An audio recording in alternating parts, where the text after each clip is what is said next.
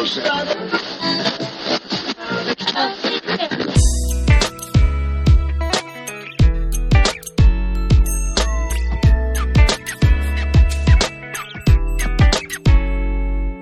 everybody, and welcome to the Pre-Accident Investigation Podcast. I'm Todd Conklin, and I'll be your host for today if you will let me. If you're not going to let me, tell me now, and I'll back away, and you can do this all by yourself, although I will tell you some of the context will have been removed. So I'm not going to spend a whole bunch of time today. Thanks for tuning in. It means a lot. Always great. Tell your friends more is better. Subscribe, please. That makes a difference. But let's get right to it. I'm going to start today's podcast by reading an excerpt to you from an email. And it starts like this. The thesis you are working on is quite remarkable in its scope and depth. You shame us all in showing how little we've covered the literature in this field. I've not read the thesis too closely because the ideas were simply too stimulating.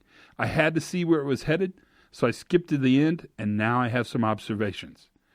I think there is a huge theoretical difference between the concept of sense-making as applied to a thoughtful, mindful individual and the concept of joint or collective sense-making as applied to a group either after an event or, more importantly, during an event.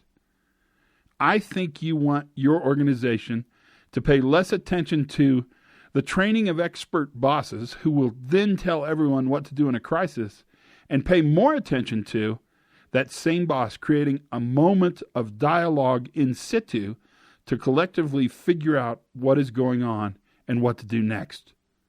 This is a bold, difficult, and probably correct idea. Now, the reason I read that to you is because the signature on this email is Edgar Schein. And if you've not read Schein and his understanding of organizational culture and how organizations function in order to provide value, it's time. A comment like that from Schein is probably about as good as it gets.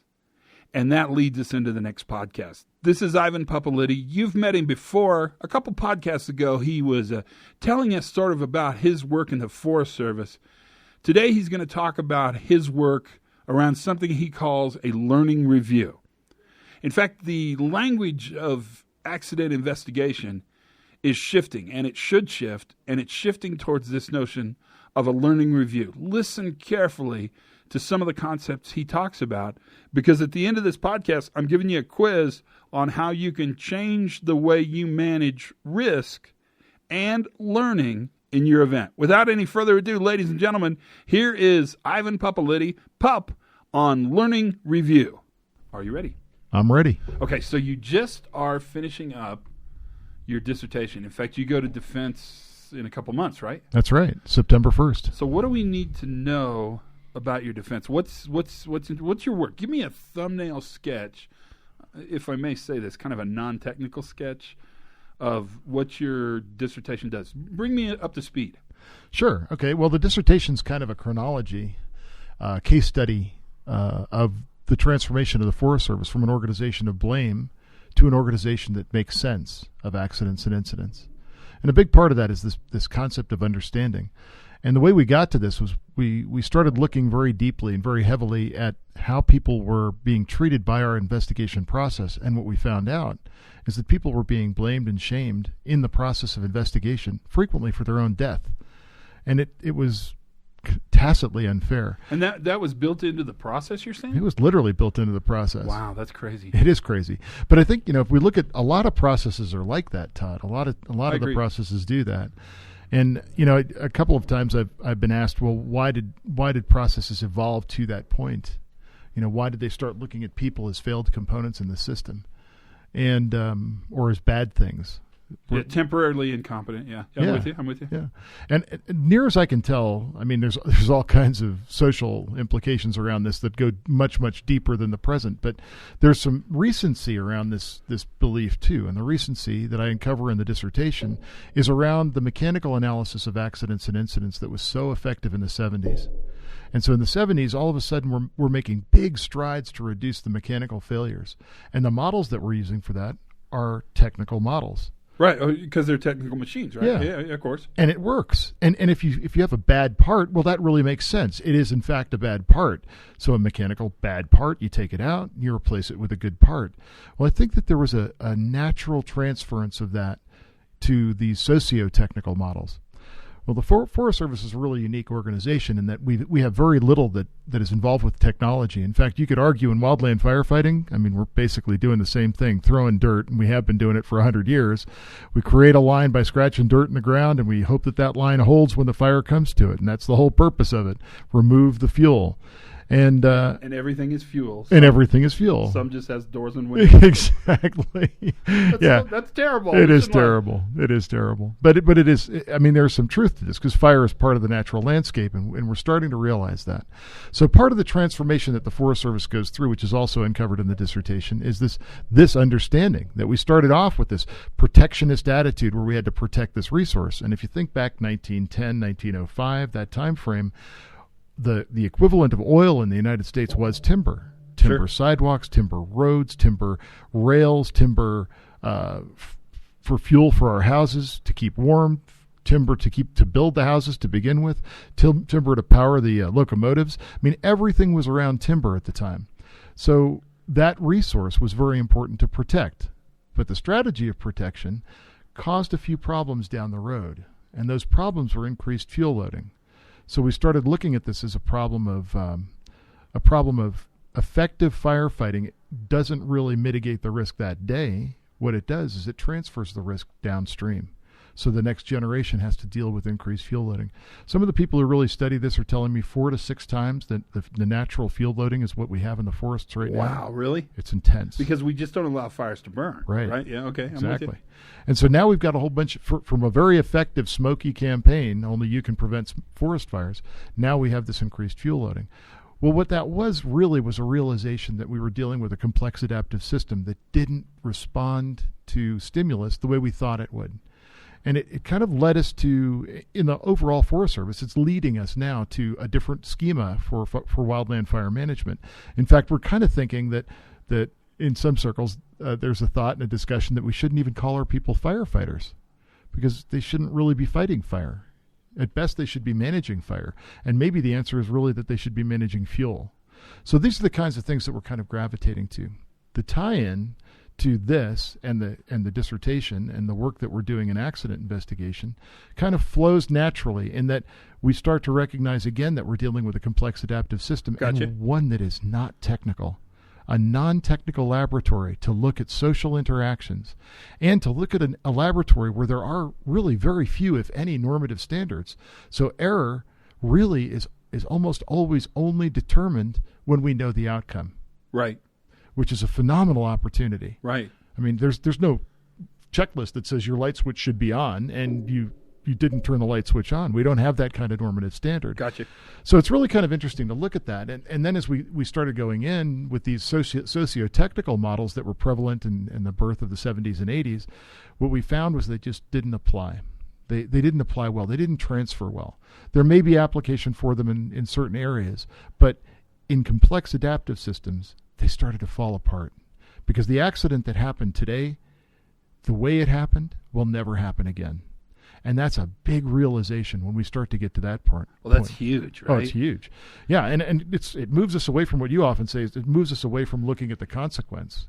And we've been saying that now in the Forest Service for a while as well, that we shouldn't be driven by consequence. If we use the consequence to determine if the action or decision was an error, we're way, way off base. I agree. And the consequence isn't even very interesting. No. Right? I mean, it could be tragic and horrible, but it's not very interesting. Yeah, a guy falls 50 feet, the outcome is pretty knowable, right? Yeah, exactly. And that's interesting. And I think what you're saying is really, I'm excited about your work because this is pretty aggressive. It's definitely new view.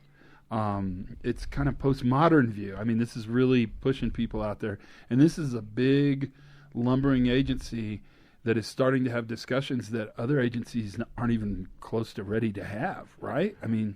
Yeah, I mean, I'd like to think differently, but I think you're right. I've been to a bunch of different agencies that are very interested in this. that have had me out to give presentations about the process and want me back to try and teach their personnel how to do this type of review. We don't call it an investigation anymore. We've just literally changed the name to learning review.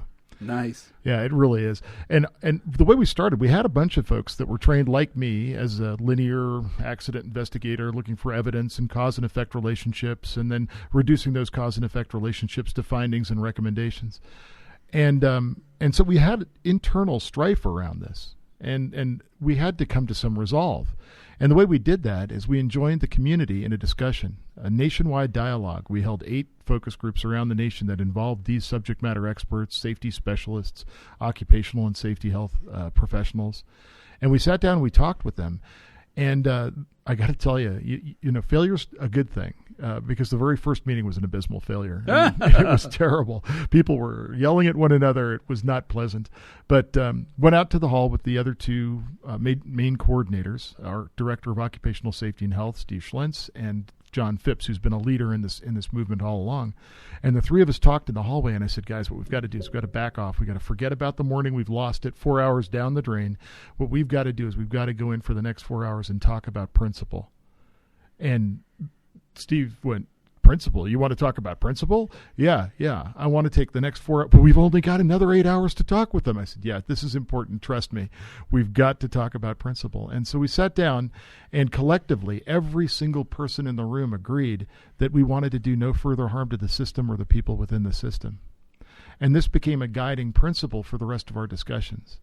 And we actually developed 12 principles in all, which is probably too many, probably more than we needed. But every time we came to a point in the discussion that was contentious, we referred back to the principles, and they grounded us and brought us back to an understanding that we're not here for ourselves or for the thing that we want to advocate. We're here for the people who can benefit from this learning. We also recognized another thing, that this concept of prevention has been really, really muddled. This idea of preventing the next accident based on the last one. Yeah, isn't that silly? Kind of crazy. Well, it is. I mean, it's silly. It's just silly because the whole notion, you said it earlier, people, you can go to giant companies. There are people listening right now who will tell you the reason they do accident investigations is to prevent repeat occurrences. That is just, I don't know how we did that to people. Where did that come from, and why did that become so important? Yeah, that's a really hard question to ask, but I think it's a mechanical model that drives us to that, an idea that we're going to develop reliability in machines and reliability in people at the same time, when that may not be what we want in a complex adaptive system. So when we think about complex systems, what they deliver is uncertainty, and we can't meet uncertainty or that which is uncertain or unknown with a process, because you can't write a process for something that you don't know about. And the idea of writing a process for everything, especially in a dynamic environment like wildland fire that's changing moment to moment, trying to write a process for every bit of that is going to be impossible, or a rule or a regulation. It's kind of crazy. So what we need people acting in the moment to develop innovations that fit the conditions that they're facing at that moment. And so at first the Forest Service really deeply embraced a lot of intuitive thinking around this, and thinking that intuition was much more accurate than deliberate or deliberation. And what I realized rather quickly in doing the dissertation was that what we had done is we had described the extremes. So decision and action, decision on one side, action on another. We described the extremes. But people never operate in the extremes. They're always someplace in the middle. There's always, in every decision, there's some component of intuition. In every intuitive response, there's still some component of deliberation. Sure. And so in that, we finally came to the conclusion, why tear them apart? So we don't even do that anymore. We now refer to action, decision. And what we look to try and do with our process, our learning review process, is to put the action decision in context. And the context that we're looking for are the conditions that influence decisions and actions. So one of the chapters... And every action, every decision will have context. Absolutely. Yeah, absolutely. Every one of them. And the context will be interrelated. You'll see the same conditions throughout the event. Over and over again. Right. And event to event. So if we can develop some sort of sensitivity to conditions in our workforce, what would that do for us was our question. So we entered into kind of a social experiment on this. But, well, you know there's a whole universe of safety professionals who've been taught their entire career to ignore condition. Mm-hmm. In fact, they've been taught that you don't go out and observe conditions, you go out and observe behaviors. Yes. And that I don't know how many times I've heard this, 90% of all accidents, and by the way, this is complete bullshit, this is made up, 90% of all accidents happen because of at-risk behavior. But that's ingrained into people. I mean, there are people listening right now who, at their fundamental core, believe that. And how do we get them to understand that we are terrible at managing outcomes, but we're actually very good at understanding conditions? Well, that's a super lead into one of the problems that we had in the dialogue sessions that we were doing around the country with the occupational safety and health professionals. Because OSHA will always tell us that we failed to provide a workplace free from known hazard. And for me, that was immediately a point at which I understood that this tension that you're talking about is both alive and well and fostered in an environment that doesn't apply to us. And here's why. We pay our people hazard pay. How do we go into an environment that is created by the employer as free from known hazards when we pay hazard pay? Oh, you're absolutely right. And so as firefighters, we're already in violation. It's like we might as well just stand up and take it, understand that we're going to have that violation walking in. But there's more to it than that. It's not that the people from occupational safety and health are ill-meaning or... Oh, no. It's quite the opposite of that. It is quite the opposite of that. But what we have to start to understand is that within our workforce does not perform in a risky way, but they have to take risk in order to do their job. So now what we have to start to understand is how risk is normalized in every society, in every person, all the time, because risk is constantly normalized. And I think that as we start to recognize that, we start to bring in the work of John Adams, for example, and we start to understand balancing behaviors, we start to see that there are things that manipulate, influence, move us in certain ways to do certain things. And so it becomes that idea of influence as opposed to the idea of cause that becomes really important to us. So let me take you on a little journey around that. If we talk about cause-effect relationships, we're constantly in the business of trying to prove that there is a cause-effect relationship. Classic Newtonian thinking. Classic Newtonian thinking and scientific method. So we're always either in verification or falsification. But if we want to have a dialogue about the things that are extant in our system that are influencing our people instead of causing our people to do things, all of a sudden the world opens to a different dialogue. If you think about, I'm influenced by this, now there's no need to prove because we're not trying to evaluate it. We're not trying to place a numerical value on something. So we can talk about fatigue rather openly. We can talk about a lot of the other things that are in our system that are blocked in dialogue because we don't have the data. Now we know if it exists inside the system, it's an influence. Now we can start talking about it. And what we recognize is that it's not even a single thing like fatigue. It's usually a multitude of things that are acting independently and interdependently in the system. Gotcha. And those things are influencing us and influencing each person uniquely. So everybody brings their own heuristics, their own biases, their own experience, their own training, and that is going to factor into that influence as well. If we can start an emerging dialogue amongst our workers around the topic of conditions, we accelerate the learning in a really unique way. So we started off with safety 1, safety 2. That was our original model. And what we really recognized rather quickly was that there was a safety 3. And the safety 3 was developing this concept of expertise. And the expertise is around recognition of changes in the environment. The changes in the environment are changes in condition. And so that's become our target. Our target is that type of learning out of our learning reviews. So really all workers would have some level of safety 3, your safety 3 concept. Of course, longer term workers would have probably better safety 3 ability, but young, fresh eyes would also bring different safety 3 ability. This is interesting. Tell me more. So this incident, one incident that we had in 2013 was a fatality smoke jumper incident, ground firefighting incident. And the firefighter was hit by a falling snag. And what we started to recognize in this is the importance of sense making and the quick ability for people to drop into routine, right? So if our people are dropping into routine, we've got to ask why. Why did it make sense for them to drop into routine? This was one of the key action decisions, was dropping into routine.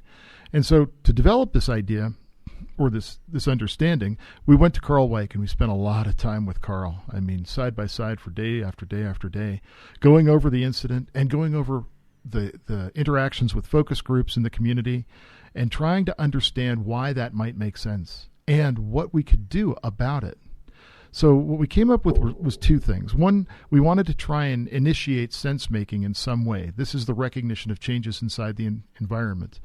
But we also wanted to recognize the environment's potential to do harm. And this was a problem because everybody thinks about this in terms of the standard risk, green, amber, red, or something like that. Right. Classic risk management. Exactly.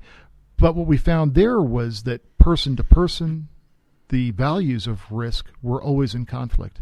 And risk discussions in a hierarchical environment or even in a planar environment with peers, discussions about risk are always going to be discussions around risk values.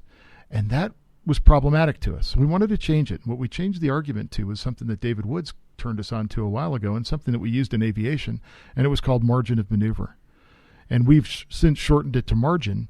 And the idea is you can build margin into your mission ahead of time, and you can look at that using the standard risk management processes, and in fact we encourage that.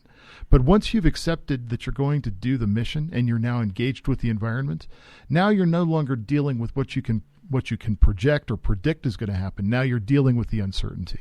And so you build rumble strips, margins. Yeah. Rumble strips is a good metaphor for it. Upper, lower thresholds, controls lines, whatever you want to call them. I mean, those are all really linear and probably not the best example. But rumble strips are really kind of what you want to talk about.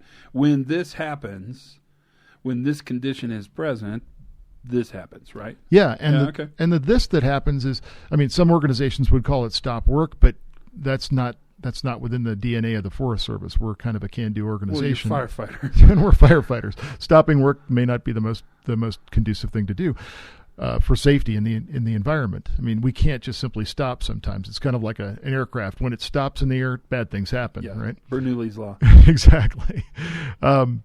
So what we wanted to do is we wanted to move to a sense-making model. And this is where Carl really helped us to understand that if we sense that margins are decreasing, then that is an indicator that we need to do something different. Now, we're not going to be prescriptive about what that something is. We're not going to say, well, you've got to stop work. But the sense maker in the organization, whomever is designated as the sense maker in the crew, on the division, at the IC level, that person is going to now take the role of making sense of the situation and start to expand the information, start to gather more information if necessary. Which happens anyway, right? I mean, happens anyway. Don't people do this anyway? Absolutely, which is one of the reasons why our accident rate is so low. And so that's another thing that we've got to recognize about this. When we talk about accidents in the Forest Service, we're talking about less than 1%. Now, less than 1% is still a pretty high number, and that's the tragedy of it. We've lost somewhere in the neighborhood of an average of 7.5 firefighters a year for the last 20 years. Some numbers are higher than that. We don't have a really good way of calculating the numbers of lost firefighters. We calculate them along certain categories, but not along other categories. This is another problem, but I'm digressing. If we kind of get back to the idea here, what we're trying to do is we're trying to develop a sense-making community that it can reside in one person, and if the situation is complex enough, it will be able to be rapidly expanded to group sense-making. And the trigger for that is understanding the changes in margin. And then we also use margin after the fact as well, and in a way of looking at after-action reviews. How did margin change, and how did we react to changes in margin? Where did we miss changes in margin? Because the other thing about increasing margin is now we've got the opportunity to really, really excel. We can put in our second team like they do in sports, if you want to use that kind of a metaphor. But we can take more risk with the environment if it's conducive. Right, and the margins are wide. Yeah, and what you manage is the space between the margins. That's it, exactly. So let me ask this question: Fukushima. Oh, interesting question. The risk assessment for the seawall was based on a 100-year study. Mm-hmm. Margins were based on a 100-year study. The tsunami actually met a 1,000-year test, did they not make the margins large enough? Well, how do you guess what the margins are? You know, when you go back to the socio-technical model, you're always going to be pushed back into an economic assessment. What's the economic balance? The cost-benefit analysis, cost-benefit ratio of establishing a system wherein if we spend this much money to reinforce the wall for 1,000 years, will it ever happen? Right. Right. And that's, who knows? Right? But I think what you're saying is really important, because most risk assessment that is done now is done around a Western economic model, cost benefit. Really, in fact, I will tell you, all hazard assessments, probability times severity, are really done to manage resource, not to manage risk. You're actually turning that on its ear. In a big way. But it's not expensive way. You're just saying, this won't cost more or less. I mean, it's really not an impact to the cost. What you're saying is we're not using an economic model that is counting on some kind of predictive performance. We're using a model that has margins, rumble strips, that actually counts on multiple forms of variability coexisting at the same time. Absolutely. And let's add a little depth to the rumble strip idea. Sure. Rumble strip represents part of it. Yeah. But the other part of it is a social understanding that the margin is changing just because the system is changing. So the system's dynamic, so the margins within the system will change dynamically. So it could be my fatigue, my crew's fatigue. It could be the fire, the wind, the environment, changes in fuel type, super heated days like we have in the middle of August.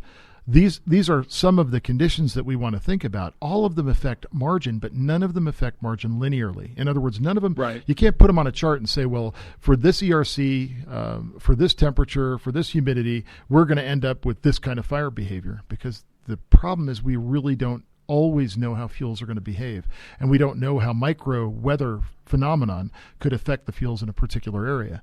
Now that's just around fire. Now think about, there are other aspects of this as well. There's the individual, the crew. There's all kinds of dynamics of conditions that affect margin. So, and they're interrelated. So on a hot day in high altitude, our aircraft are going to perform in a poorer way. They're going to have lower performance. So they're not going to be able to haul the loads that they would otherwise. So they're going to have to make more trips to supply the troops on the line. And the troops on the line are going to require more water because it's hotter.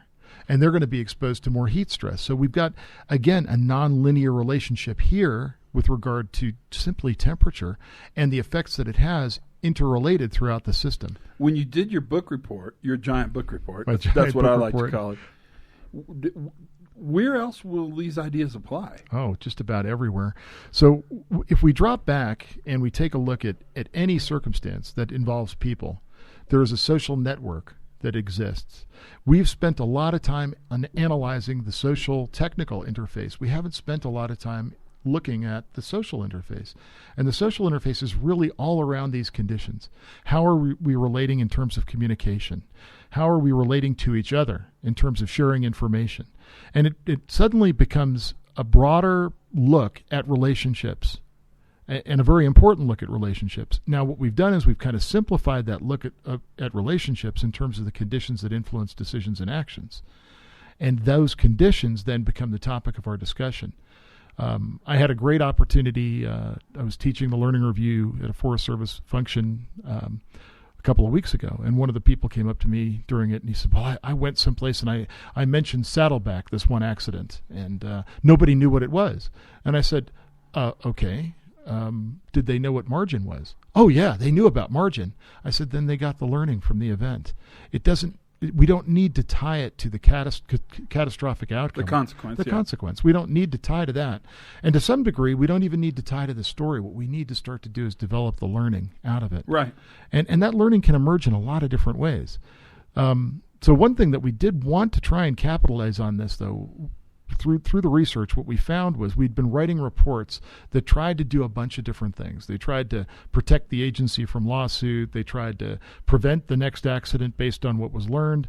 They tried to put in recommendations for new rules, regulations, policies, and procedures, which honestly could only fit the last accident, which is one of the reasons that we've got so many rules, regulations, Sure. policies. Sure, and everywhere that's true. Everywhere.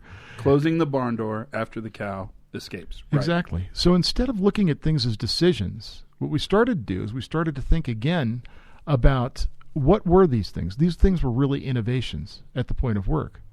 Holnagel likes to say adaptations, and the same adaptations that result in success result in failure, and Decker says this quite well as well. So as we start to look at this, these adaptations become interesting to us, not in terms of them being an error, because they could only be judged error based on the outcome. Instead, they become interesting to us because they were probably effective until this event. So now what we want to try and do is we want to try and recognize where innovation is taking place. Capture and begin to understand those innovations. If we can start spending some time on that, all of a sudden we move to the normal work. We start looking at normal work. And as we start to look at normal work, we start looking at the way people are adapting at point of work. And then we can assess that in terms of, is it consistent with the company's values? Is it consistent with the regulations? Do the regulations need to be changed? Why does it make sense for the person to do this? And we don't place language on it like error or shortcut or process improvement, or that's the language we like to use. Is we like to think of it as it could be process improvement. This could be a real innovation. It could also be a workaround, but we need to spend time in normal work to try and understand that. So what we found is that the learning review concept really applies to normal work, to incidents, and to accidents equally well. And so we've run it several times on a bunch of different things. We had a laptop theft. A guy had a laptop stolen, actually right here in Albuquerque, and he was absolutely crushed by it. And we looked at this from the perspective of why did it make sense for him to do the things that he did leading up to that theft. Right now, who was the victim here? Right, United States government, and the poor guy. Yeah, the guy whose laptop. Yeah, I mean, if you have something stolen from you, you're the victim, right? And the old system would have vilified him. In fact, the old system would have turned him over to human relations. Human relations would have sent him up to wherever they go for whatever kind of investigation they're going to do, and the net result of that would have been some punitive action. We forestalled that. And instead, what we went to was what could be learned from this event? How could we leverage this into something that could help the greater community? And then, here's the greatest part of this thing, as far as I'm concerned, is that we no longer, as accident investigators, had the responsibility to come up with the wonderful recommendations. Instead, what we did was we grabbed people from the community of practice. We said, here are the influences and why this action decision made sense, or this innovation even, why it made sense. Here is what we now understand about that. Now, what can we do to improve the system? And so the the recommendations now are based on what can we do to improve the system. And it's transformational. Oh, totally. And the workforce loves it because now they're involved in giving us input on how the system can be improved. And frankly, they have a lot of knowledge about this, dealing with it every day. They're the subject matter experts in how the system can be improved. Absolutely. And so we're finally. So what are you going to do with it? Book? What do you think? Well, I don't know. Several people are talking me into doing a book with it, so I think I'll probably pursue that. I think. Yeah, why not? It's already written. I mean, the hard part's kind of out of the way. And it's not like I hate it. I mean, some people have told me that you'll hate your dissertation when you're done with it. I don't. Yeah, I'm not sure I like the process much, but I like the dissertation. I hated everything about it. I was glad it's over. So. Well, thanks for that. That was really, really good. That was a good overview, and we appreciate it. We got her done? Got her done. Sounds good, brother. What'd you think? Probably going to have to listen to that one twice. Here's my quiz to you. I told you it was coming. What'd you learn? Because here's what I'll tell you. This notion that all of us are kind of coming to the same place, I find incredibly encouraging and quite honestly reinforcing. We don't manage consequence. We're fixated on consequence, and our organizations are completely fixated. We manage those conditions, and we look at those margins. I hope you enjoyed this as much as we did. It was a fun one to put together. Any comments or questions, contact us, no problem at all. You'll hear more from this. I think you'll appreciate it. Always have fun. Try to learn something every day. And for goodness sakes, be safe. See you next time.